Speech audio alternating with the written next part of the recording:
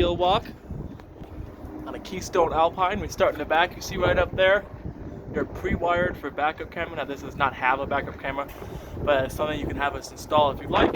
It does use power off those marker lights up there, so the running lights on your tow vehicle need to be on to turn the camera on. But up here you do have a receiver so you can tow. Keep in mind you do have a 300-pound weight carrying capacity and a 300-pound tongue weight. So nothing too big. And then you do have 4-way for lights. Moving along to the side. All your seals for your slide out, you're going to want to inspect a couple times a year. Make sure they're not dry or cracked or anything like that. If you start to see that, take it in and have us do what's called a slide out maintenance, or you can buy the necessary materials to do that yourself. We sell those here. Get your show cord. It is built in. It's got an electric wheel, so you hit this button to retract. See how it retracts. You'll have to kind of guide it in to make sure it retracts evenly, and then you can just pull it out when you're ready to use it. Just make sure you got your batteries up and charged and actually connected for the motor to work to retract it. Down here, got a sewer connection. Got a gray and a black tank. Your handles for it are right up there. Always make sure your handles are always closed before you take your cap off. So you might make a mess you don't want to get. You might get stuff you don't want to get on you. So just make sure your valves are closed before you take your cap off. And then I recommend doing your black tank first, and then your gray. Your gray will flush out your black tank. That way you don't have to carry a stinky hose, move it around with black tank water dripping out of it.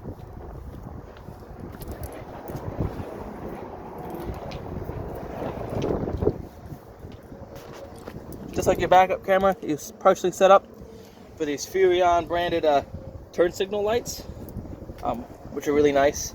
Hit the left turn, you get a left turn camera will turn on. It's pretty nice. Right here's a tank vent. That's just for airflow for when you fill up your fresh tank. Here you got another drain right there. It's gonna be for a gray tank right there. Yep. Right here is a drain for your fresh tank. Super simple. I always recommend draining your fresh tank after every use. Oh, not every use, but every trip. So if you had it halfway full when you left your trip, I recommend draining it because you don't want that water to sit in there. It'll get stagnant. And then right here, you have your spot to store your sewer hose. Turn this, unscrew it, and your sewer hose can fit right up in there. It's your water heater. This is an on-demand water heater. It's already got like a little mesh screen on there. Just keep this clean often so it has good exhaust airflow. Right here, your water hookups. It's going to be for your gray tank. So that'll be for that one over there. That'll just be like the kitchen sink, and then the black and gray will be the bathroom in the back. So this all can kind of look a little complicated, but we'll start at the top and just kind of work our way down. Little outdoor shower, utility shower. You got hot and cold. Then you can attach pretty much any garden attachment to the end of this. Got a black tank flush, so you can stick a hose to here. Turn that on as you're dumping your black tank in the rear. And you can turn your hose on. There's a little nozzle in there that'll flush everything out, keep it clean and sanitary. Right here, you got city water, so you hook your hose up to there. That'll operate everything off of city water pressure. As well as when you have your hose hooked to here. Excuse me. Have your hose hooked to here. Turn it to normal flow. That's going to be off of city water pressure. Turn it down like this. It's going to fill your onboard fresh tank. And then you do have a water heater bypass to turn on and off. So off is going to allow water to actually enter the water heater, and then on will turn on the bypass and prevent any water from going into the water heater, which is good for winterization. Then you do have, like I said, tank flow when they're winterized. So if you turn this to on, you have your hose hooked to here. Actually, I think this might be the... Nope, so this is where you fill your fresh tank. This is where you do city water. So you hook it to here, have it to fill, you fill it from there, hook it to here, that's your city. So don't mind that. When you have a hose hooked to here, if you have an old like garden hose. You can cut the end of it off, scoot into here, stick that into your gallon of antifreeze, and then when you turn this on to winterize, turn your pump on, it'll suck from there, suck from that little gallon of antifreeze, so you can winterize it. Then, like I said, that's a gray tank for there, and these two are your low point drains. And the nice thing about this is you can open this right here. See, get out of the poor lighting. Open that, and then run all your hoses and stuff through here. That way this doesn't have to be open for you. Left of that, storage. Plenty of storage. The boxes from the TVs that are in here are in here. And then you have tie downs here.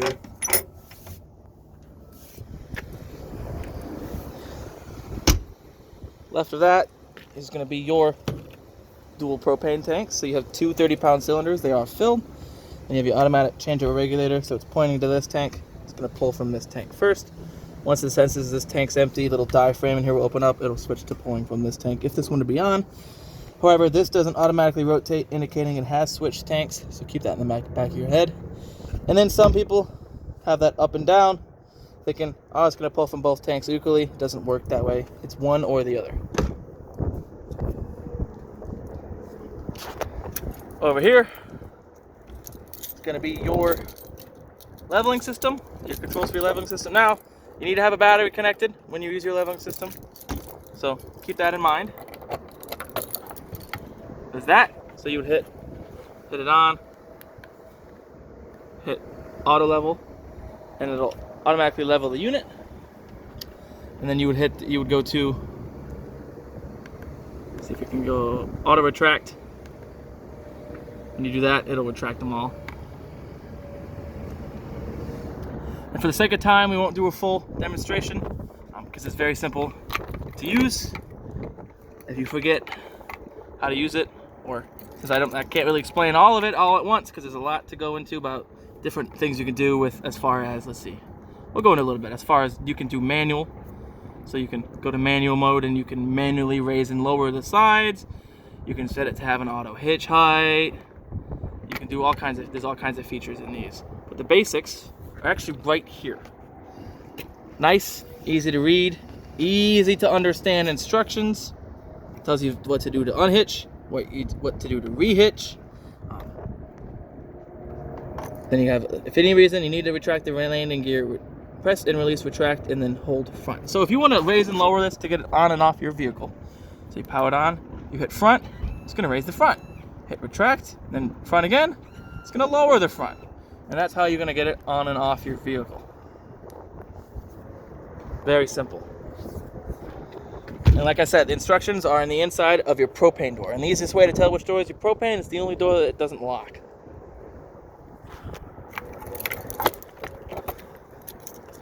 Right down here, a lot of good information. Unloaded vehicle weight, gross vehicle weight rating, your VIN, that's all there. Tire pressure, 110 PSI. Go off of this, not what's printed on your tires. So keep it at 110. Right in the front, you got, should be a little more storage. And then this right here, this little black thing, that's a hold open for it. There you go. Yeah, plenty of storage in here. Then you got your batteries. There's an inverter in here. Then you have one battery disconnect. That'll disconnect the battery for your inverter. The inverter is what converts 12 volt to 120 volt. That's what's going to allow you to use your refrigerator not being plugged in. And then, there are more. Got your main battery in here. I recommend taking your battery completely out in the winter to keep it from getting ruined because of the cold. The cold does do numbers for these batteries. It's pretty windy out here, so if you hear the wind noise, don't mind it. Then you have a main battery disconnect right there. If this battery's been disconnected, there's two slide outs. Most of the slide outs will not operate. Usually it's just going to be this slide out right above me, and then the other ones will still operate. Just make sure disconnect is on, both disconnects on, and you should be good to go. Solar charge, you are pre-equipped for solar. You just have to buy the Furrion solar kit. Comes with the solar panels and the plugs you all need for it. All that does is trickle charge the batteries using the solar power. So it's not going to allow you to use every appliance off of solar if you're dry camping or primitive camping somewhere. Let's see if I can't get this. There we go. Other access to storage. Crank, that's going to be a backup crank for either to lower your raise and lower spare tire, or manual backup for your slide out. Other side of that storage, you do have satellite and cable outlet and a regular GFCI protected outlet. All your GFCI outlets are on the same circuit. If one were to trip, they're all going to trip. And then you do have a light up there. I won't turn it on right in your face, but we'll turn it on. See? Just like that, little clicky button in the middle to turn it on. But that, so you can have a TV, you can get a TV and just set it out here. Be able to watch TV outside, which is nice. Right here is your brain for your in-command system. Nothing you guys need to mess with on this.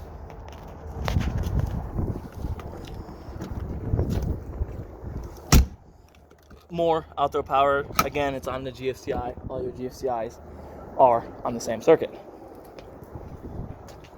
Get a little view. Yeah. One awning over here. And there's your spare tire. So yep, that crank right there will go right on that, and that'll raise and lower your spare tire. Alrighty then, we'll head on in the inside right now.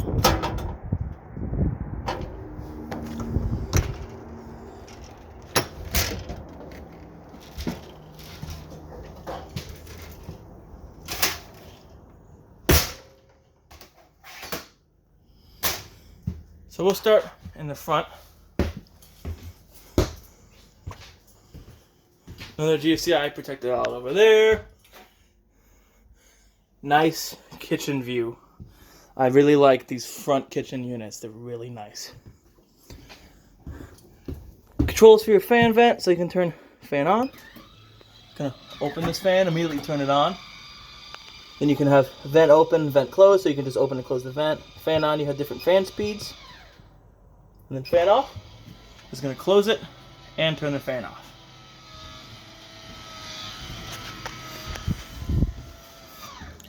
Cooktop, super simple to use.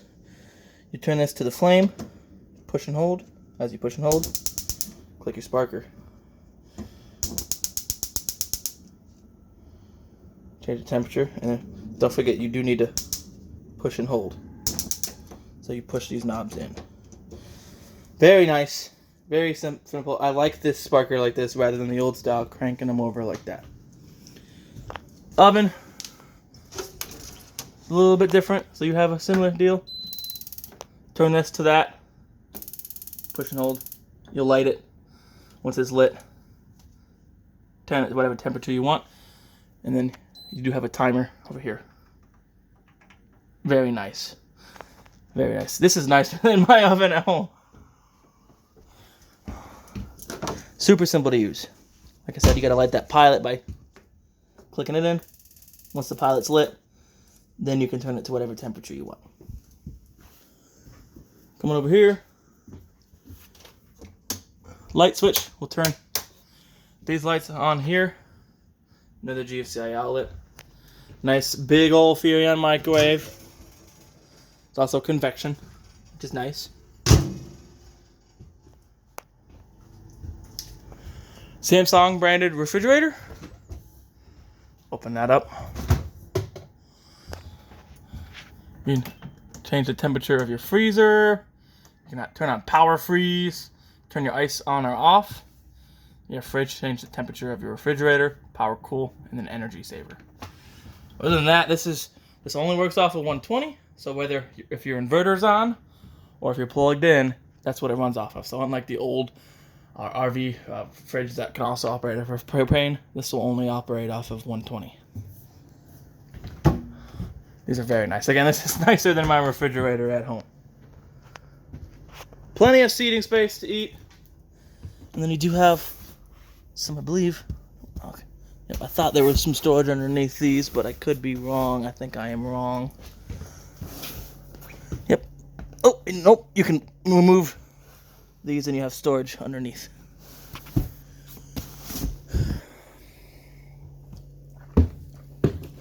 Come over here. Get your breaker box. Can't open that. There you go.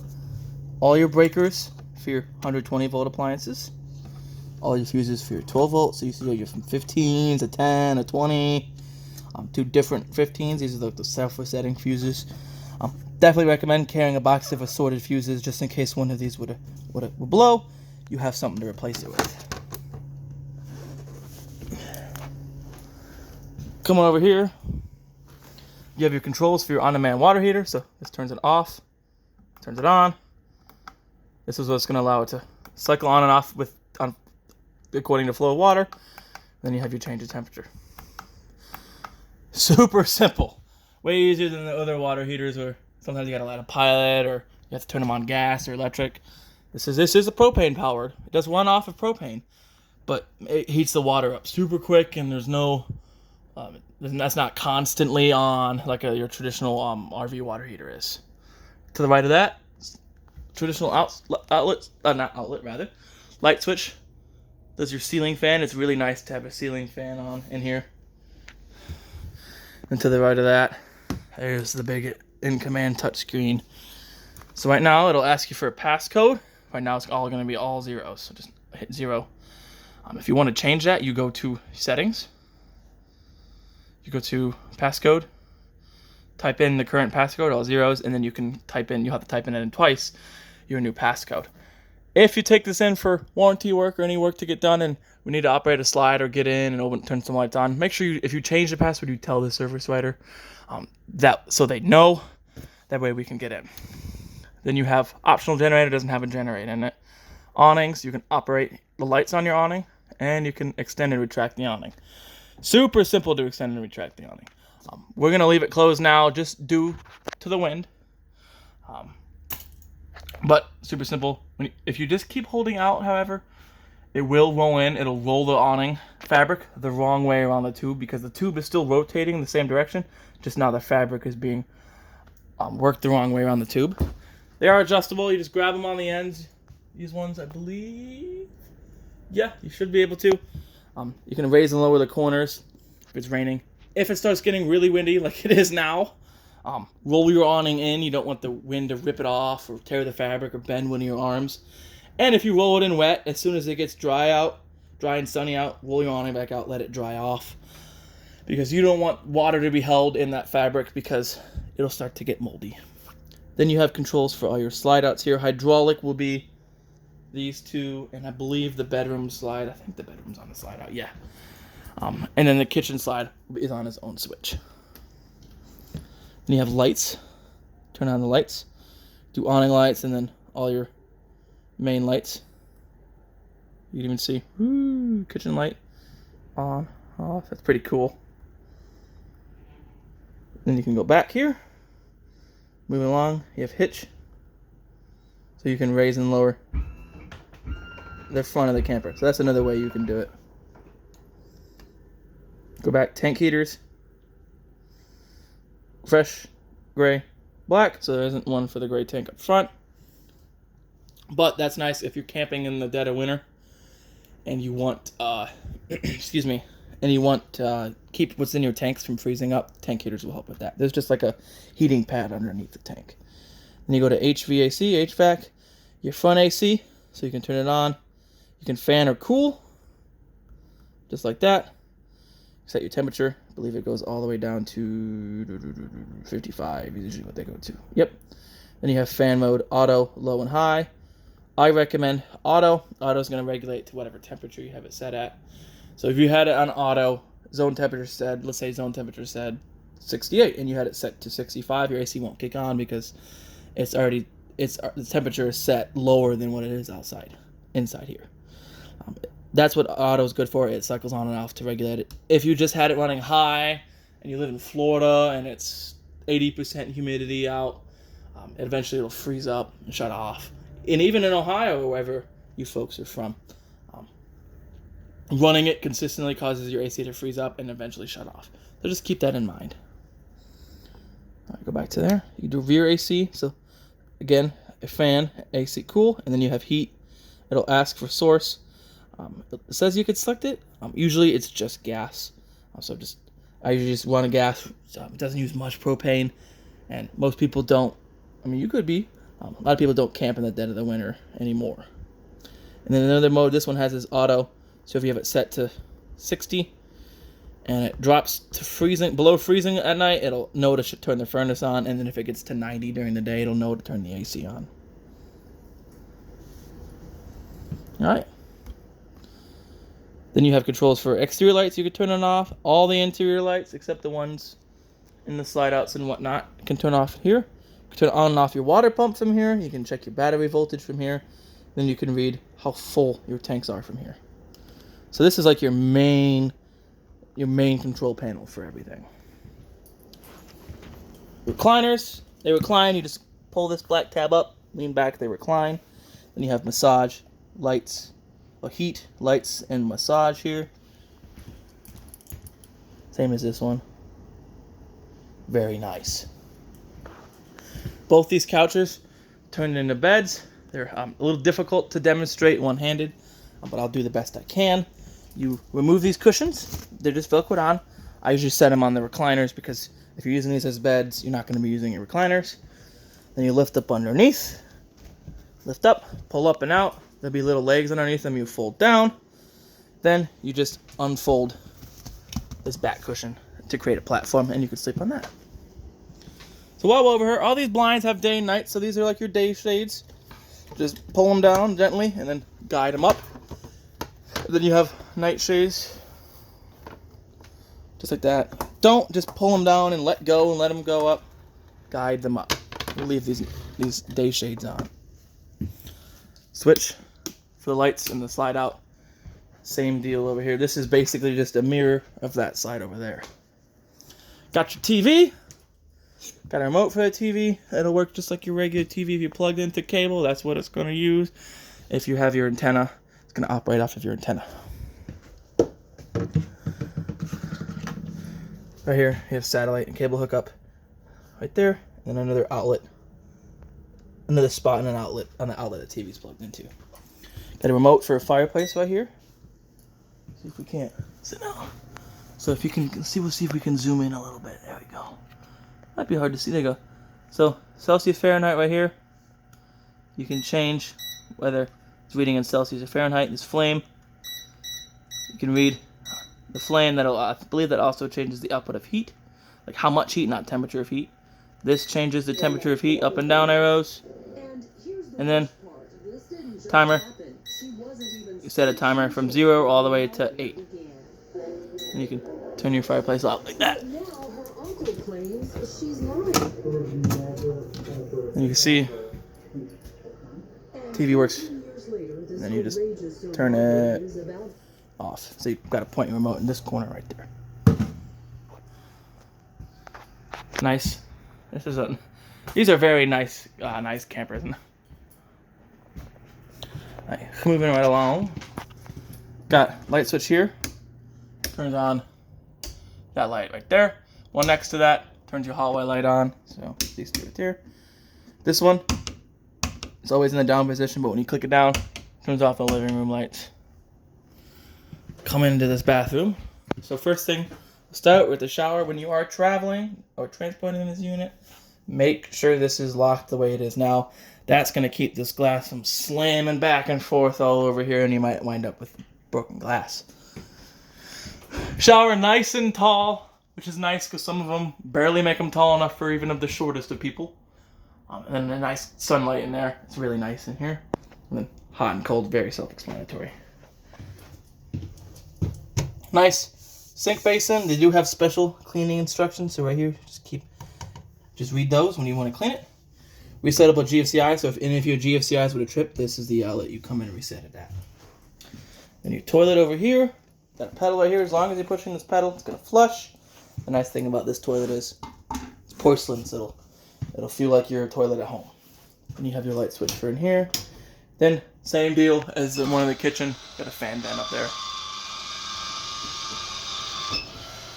And it's nice that the motor is electric, so you don't have to climb up a ladder or manually open it like that. Ooh. Now we'll come back into the bedroom. Similar yeah, light switch turns the lights on in the bedroom. Got a nice sliding door with a latch to latch it open. Slides closed. Plenty of privacy in here. And then, just like your shower door, when you travel, make sure you latch it open. Else you'll wind up with some door-shaped dents or some marks on this side of the door. TV works just like the TV over there. Got your remote for it. I'm actually going to put your remote in this. If you look, that's cupboard right there, so it doesn't fly off when you transport this. As you can see, plenty of closet space. We all know the missus is going to take up all of this, and she'll probably leave you with that drawer down there. More storage over here. Oh. You have a spot for a washer and dryer, as well as the clothes rack. Outlets for your washer and dryer, and then this way here is all your hoses for your built-in vacuum. That is something I neglected to show you. That's right under the breaker box, and we'll show you that when we're done in here. Lights here. These all turn on and off from the lights themselves. So you gotta go and do that. Plenty of storage up over there. Outlets over here. Emergency exit window. Super simple to use. Lift this up. Push. You can have it as a regular window like that. If it was an emergency, you'd push it out.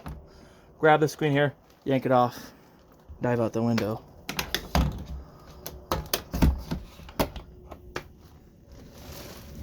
And then, again, shades back here.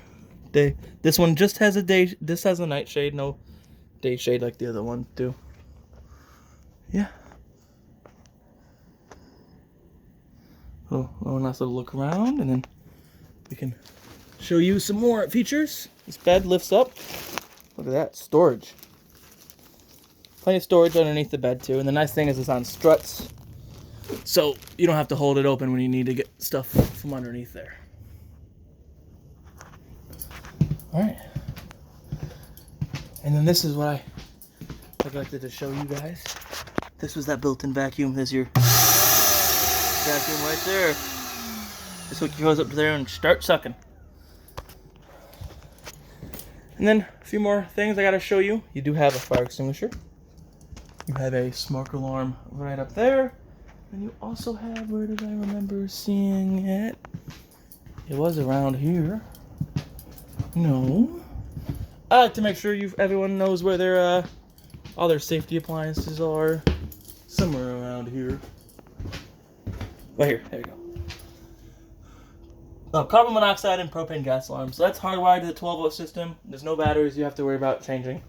Your smoke alarm, 9-volt battery. If it starts chirping at you, new battery. You'll know if it's an alarm versus it needs a new battery. But all those safety appliances, fire extinguisher, smoke alarm, LP detector, all expire in 10 years. So if you have this camper in 2030, regardless of whether you use your fire extinguisher or your smoke alarm, are they ever alarmed off, replace them just for peace of mind. All right, well, that concludes our virtual tour of your Keystone Alpine. It's a very lovely unit.